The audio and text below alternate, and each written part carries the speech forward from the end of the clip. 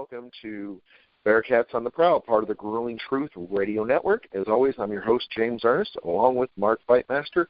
Mark, what have the Bearcats been up to?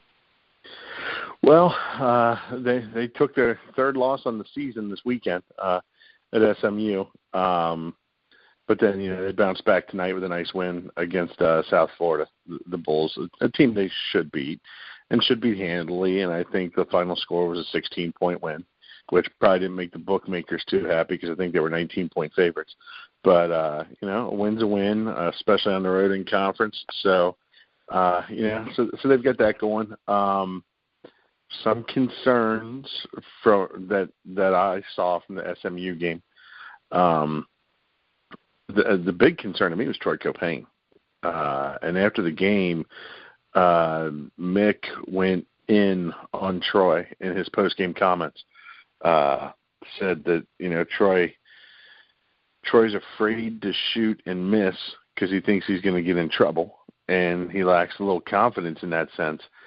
And Mick said, I'm not going to get mad at you if you take the shot and miss. I'm going to get mad if you don't have the confidence to take the shot. And Troy didn't have the confidence to take the shot in that game because, when they had a 9-point lead and ended up losing by 9 and really could have used some of his scoring. So, we'll see what happens the rest of the season, see if maybe Mick lit a little fire under him to shoot a little bit more. But got to have Troy playing well. And that is why I am not a basketball coach, because I completely do not understand that. I mean, one, player's afraid to shoot. That kind of confuses the heck out of me, especially at this level. Now, I get it. You're in a rec league, maybe even in high school, that kind of thing. But you're a Division I athlete. Everybody on the team should be actually fighting over the ball, not being afraid to shoot. However, on the other hand, I agree with Troy 100%. Why the heck would you want him to shoot? He's 0 for freaking 7. It goes with the women's team, and I'm a huge Anna Owens fan for reasons, and as a huge Anna Owens fan, I'm happy for her because she scored 35 in a game against Ohio State last year, and that's great. But there are times when her shooting percentage is so low, like one game, I don't think she was like 3 for 14 or 4 for 14 or something like that. Why in the heck should she shoot the ball? You got another 11 players on your team. Anybody else needs to shoot the dang ball because clearly they're doing better. Like with them, it was shoot the Carolina game a couple weeks. Not Carolina game, the UConn game a couple weeks ago, or about a week ago. Anna was like 4 for 14. And there's another player on the team, Sam. She's been injured. She was 3 for 3 from three-pointers. Seriously, if she was 3 for 3, keep shooting the ball till you miss. Yeah. I don't know. That's just my philosophy. That's why I don't understand basketball. I agree with you. My big issue with Copain is he runs the offense, Yeah. And at times against SMU, you could just tell it was almost like SMU was falling off him and daring him to shoot. Oh, yeah. If they're doing that, then he needs to shoot it. Yeah, but, yeah. And he wouldn't do it, and then he makes a bad pass and he gets picked off, or he makes a pass to someone that is getting double teamed, that kind of stuff.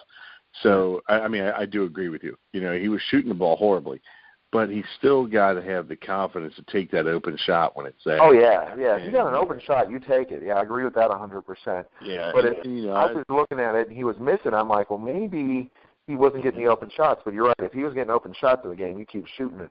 But if you're not getting open shots, give it to Kevin Johnson because Kevin was, 5 of 10, 3 of 8. Keep beating him. And I'll tell you what, something I like is the offensive development of Kevin Johnson. And we've talked about it a couple of times on the show. He came out of Summit as a scorer and really turned into a defensive specialist. But now he has started to take those shots, and he's got a sweet little 3-point shot. It's a good shot. When he's open, it's going in, and he just to see him develop. I just wish that the development wasn't at the cost of Copain not taking shots. Exactly. So, but for those two, they're the seniors, and so you got to take a little bit of a leadership role, which it has to happen. Also, kind of brings me to the point: they're the seniors, and that's it. This team next year is going to be a lot of fun. Definitely.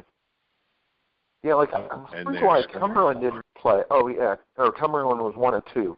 I'm like, shoot, he needs to shoot more because he, like you said, this team is building. They're going to be better.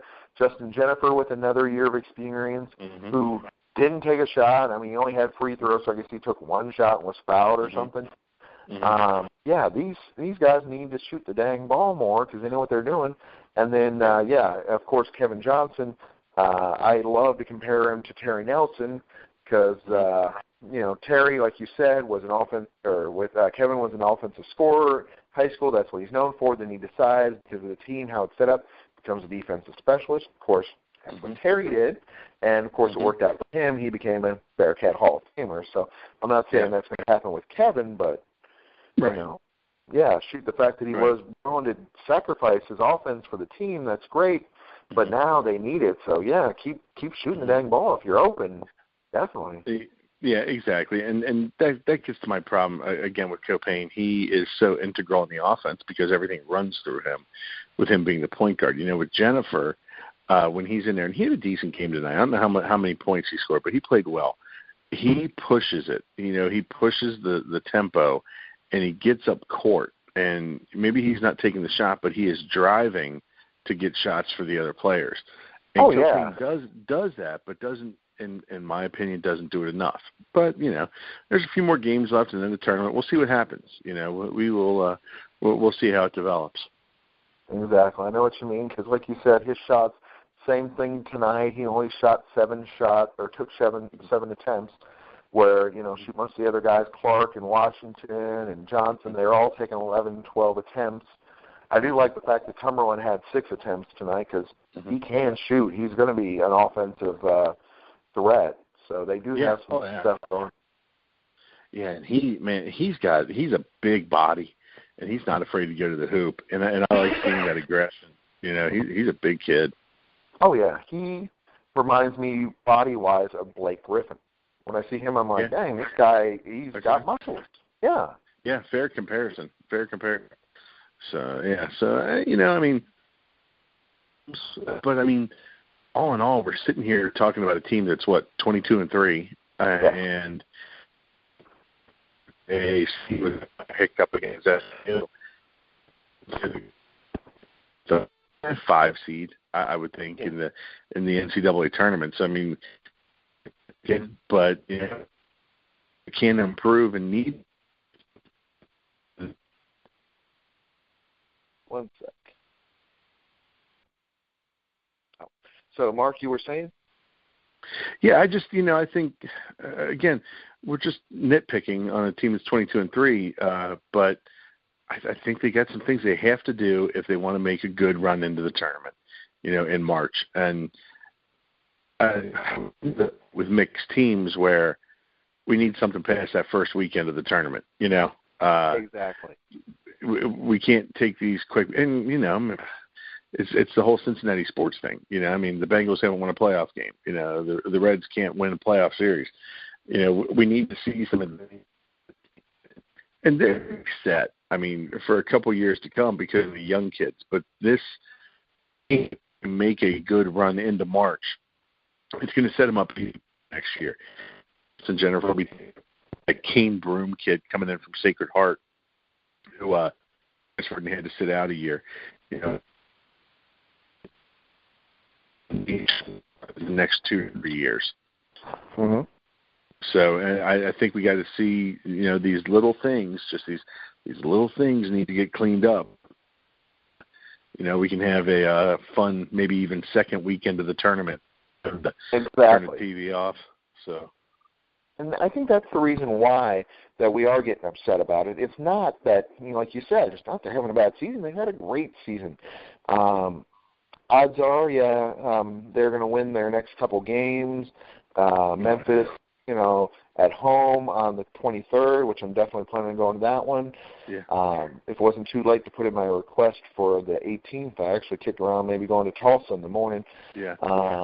But yeah, so I mean, if they win the rest of their games out, it'll be interesting to figure out what the tiebreakers are. That'll figure out if they either SMU tie for the regular season record or regular season championships, or do they go by the overall record, or how they figure that out. Yeah, I actually saw something about that today. I think if both teams finish 17-1 in the league, which it looks like they're going to, SMU was struggling a little bit with Tulane tonight, but they're up like 5 with just a few seconds to go.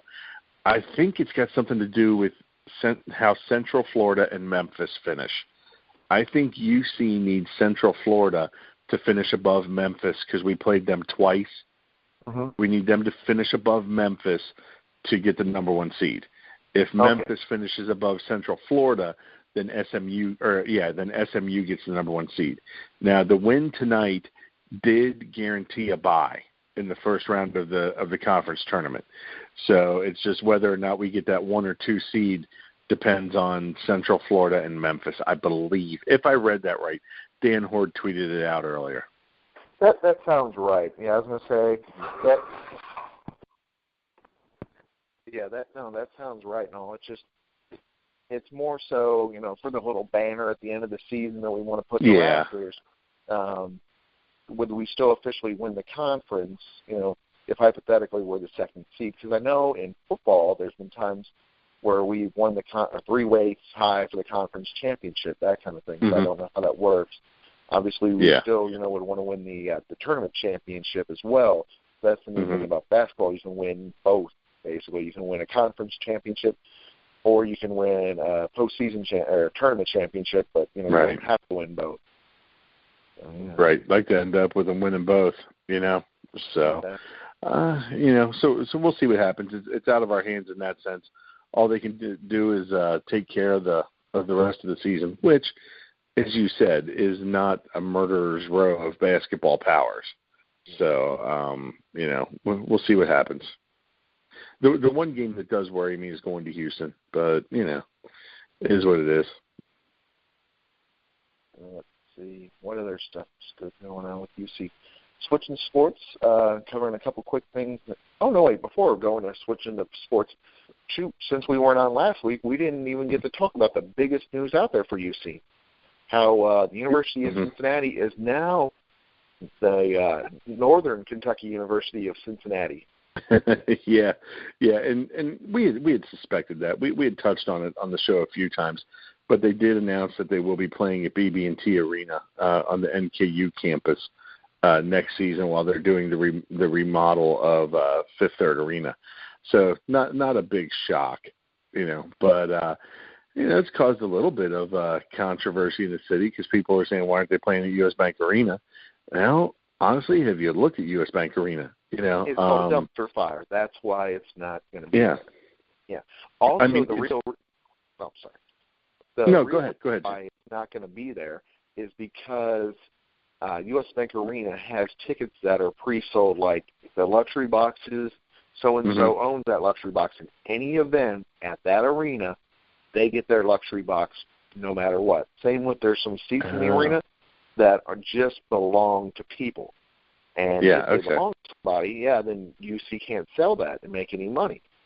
Okay. So, there was a lot of times where they were going to get screwed out of money, and U.S. Bank Arena had sold this stuff so far in advance that, I was like, well, that's not really fair. A lot of people are like, oh, it's because, because U.S. Bank Arena is a dumpster fire, but it's not the case.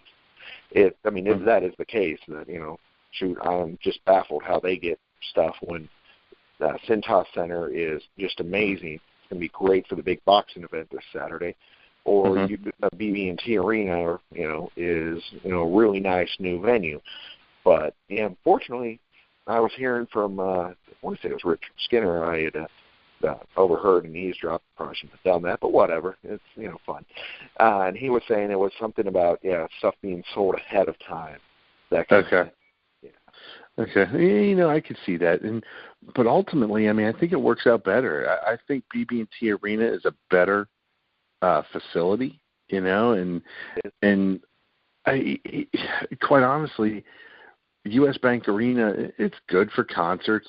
It's, you know, it's okay for hockey games, but it's a very sterile environment, you know, and you're not going to have the crowd that close to the floor, and it's not going to, and maybe it sounds silly to say it this way, but it's just not going to feel like a college basketball game. You know, I mean, when they played there in the 80s, good Lord, you know, it just wasn't, well, I don't know. It just doesn't have that feel.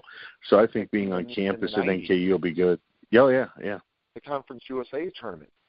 Mm-hmm. I mean, they would win them, but it didn't have a good feel to them. Yeah, and I mean, shoot, it's probably still some of the same seats there from the 80s and 90s. It is, actually, yeah. To tell you the truth. So I think they don't update it that much. Yeah, it's going to work better for UC to have it at NKU. Yeah, you know, it's a little bit more of a drive, but it's a better facility. So, and it'll be better parking for the people. Mm-hmm. I know a lot of people that, you know, UC fans and all don't make it to a lot of NKU games, but yeah, they have nice parking either right by the arena or right across the street from the arena. But it's all basically on campus.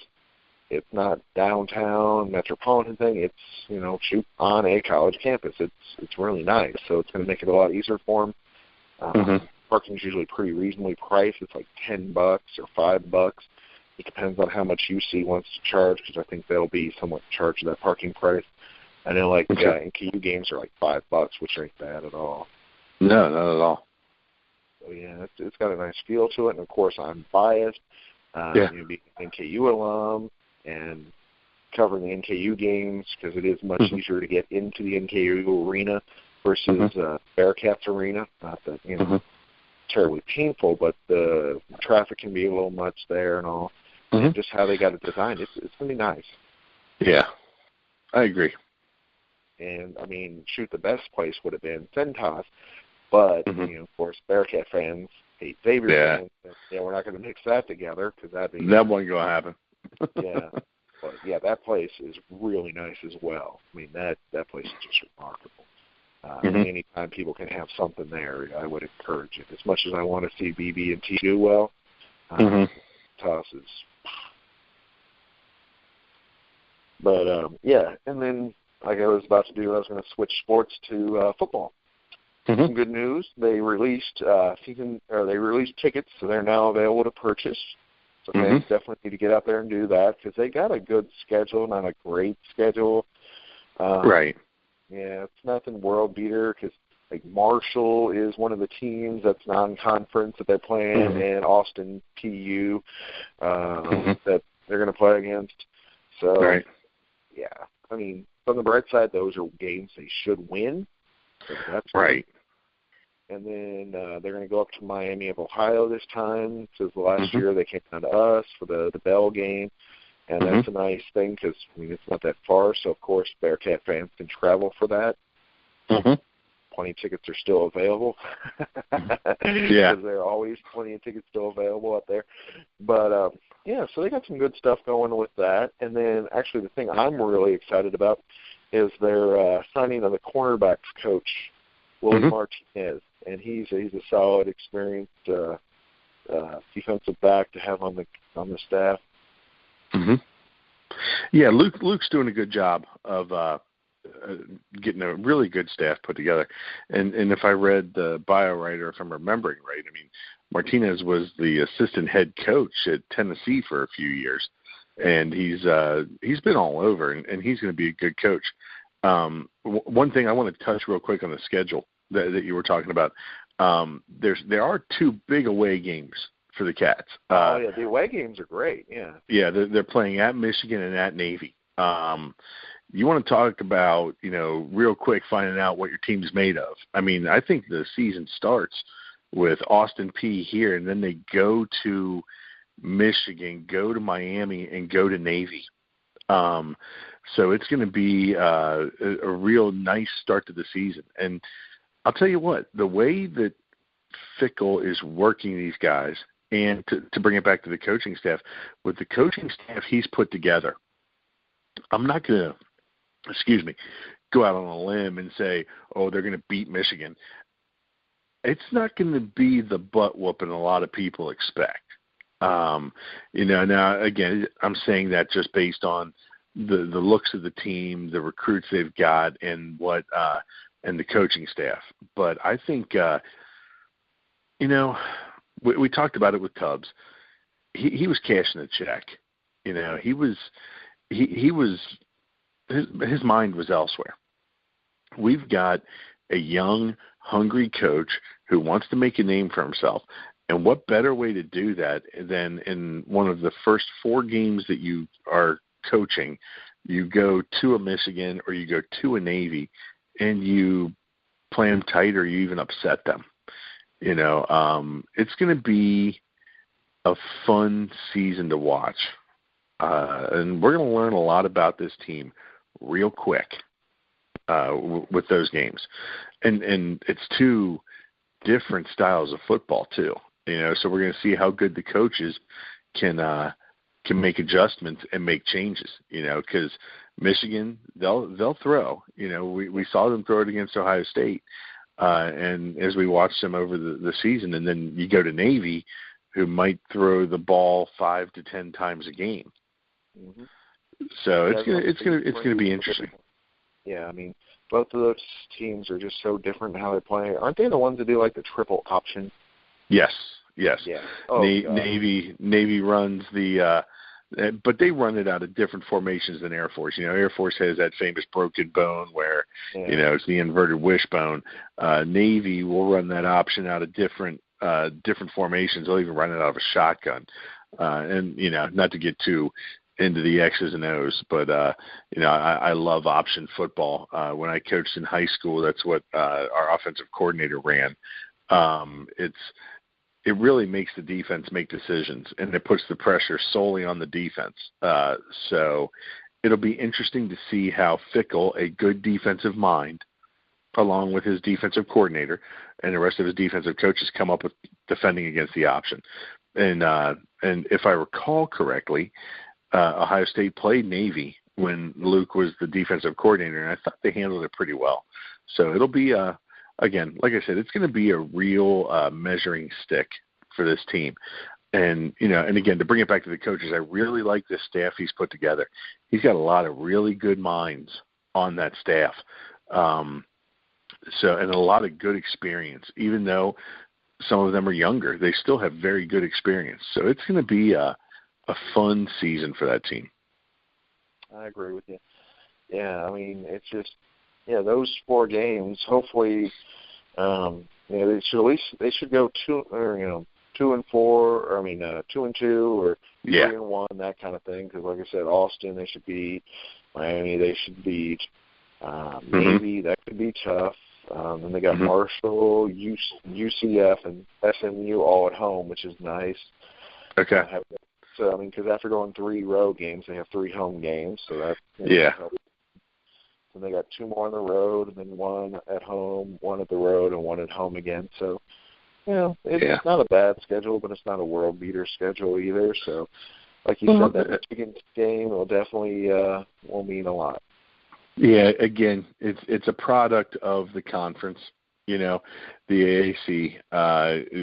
It's funny how it's almost exactly opposite of the basketball, South Florida, Central Florida, in basketball, in football, whereas you and UC are the teams to beat in basketball. And there, so it'll be interesting. And looking at those first 4 games, 2 and 2 is realistic. 3 and 1 would be outstanding, and 4 and 0 would be a pipe dream there. I don't see that happening. So, I was going to say if they did 4 and 0. Then then they could do the whole thing of we might be in a lower conference, but hey, we beat Michigan, so we can actually be talked about for the in the postseason and all. For the that stuff's just a lot of nonsense right now. Yeah, well, and interesting, and something I wanted to bring up, and before we sign off, I wanted to address this. With the stuff that's going on at Baylor, with all that's coming out about the corruption and the law breaking in that team, that Baylor could get a death penalty-like punishment, which could leave the Big 12 real fast looking for a team to come in and take their. It would be very interesting if that were to happen, because then UC may quickly be back on their radar. Definitely, and I agree with you. UC would be an excellent choice for it. My only fear is because it being Baylor and all, and Texas, and they wanting to keep maybe another Texas school in there. You know, Houston getting one of the first cracks at it. But I do see your point that, you know, shoot, it would be nice, because then that would expand their territory if they're smart. So if they're looking to have a wider footprint, definitely UC would be the better choice there. But I know, like, they've gives them about in Florida as well, so it's rough. Yeah. But I agree with you. That would be nice. Yeah, if we can get back into that conversation for the Big 12, just the teams that they'd be playing and just better options on recruiting, it'd be a big help. Because if you go to a home and you say, hey, you want to play in the AAC or you want to play in the Big 12, obviously different response. You still there? Yeah. About the recruiting class Fickle brought in. You know, imagine if you had the Big 12 behind him. Uh-oh. James, did I lose you? Yes, I'm here. Okay, gotcha. I thought I lost you there for a second. Yeah, unfortunately, I was going to say we apologize for our phones acting up this week, but they will definitely be better next week. It happens. Yeah, I'll go to a different area. No worries. Shoot. Yeah, and then before we sign off, you know, I just want to show some or cover a little bit for the other women's. Like, obviously, that UConn game was a huge experience for them. I mean, they're playing a team that won now 100 straight games. And it's not that you get to see a machine. Oh, yeah. They were unbelievable. I mean, seriously, they passed the ball, like you said, like a machine, where whoever the open person is, they were getting the dang ball, and they were making it. Mm-hmm. I mean, it wasn't like some of the other women's games I've been to where, oh, my gosh, and actually they do it at men's games too, so I can't just throw women under the bus. But the ball will be under the basket, and they will 3 attempts, and they miss like being at a rec game, and it just drives you crazy. Now, UConn, no, they would have popped that ball back out, 3-pointer, somebody would have been wide open. They are just unbelievably good. I'm hoping to get Fightmaster to put the UC-UConn press conference, even though he's going to be like, well, that was a week ago. I hope to put it on after this show, because some of the interesting comments that Gina Oriana makes about the women's coach are just amazing. It's really very insightful, of course, because she had played for him, so it's really interesting. Just hearing about how she's changed the program, changed the culture of the program, and just how impressed he is by them. And I don't think he's just saying it because it's his former player. I think he really does respect them, which means a lot. I mean, don't get me wrong, he does make a couple comments where it's like insanely arrogant, because he's like, well, you can't really count tonight's game because, you know, it was against us, by how they're doing. Like, basically he's like, yeah, we're a different league than anybody else, so you can't really count playing against us. It's like playing against the dream team, that kind of thing. He kind of had that vibe that I'm like going, yeah, that's true, but how he said it just, you know. But then again, if you've won 100 straight games, I guess you're allowed to be a little cocky. Yeah, just a little one. And I think I heard something where over 90 of those games were double-digit wins. Oh, yeah, at least. You know? I mean, that sounds right. Not even close. Oh, yeah. Not even close. Yeah, when they beat Ohio State, you know, by 20-something, they beat Baylor, who was the number 2 team in the country, by 15. Yeah, I mean, it's not even, it isn't even close. And this is supposed to be a down year and all that other craziness. Yeah, they're just amazing. But, you know, we can give the women's team some praise because they did beat Houston, so that's good news. And they also have a really nice record going in, getting closer to the tournament. They got 15-9, so they're right about the same record as the NKU men's. where, it's a very good record, but it's not a great record. So, right. Yeah, so really good chance, NIT, worst case scenario, one of the two tournaments that we might actually be covering this year, the CTI or the CBI, that kind of thing, but we'll go into that in a later episode and know if that ends up happening.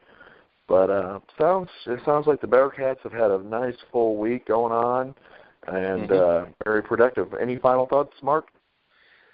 No, not really. Just, go Cats. Keep it up. Definitely. Well, thank you, folks, for listening to UC Bearcats on the Prowl for the Growing Truth Radio Network.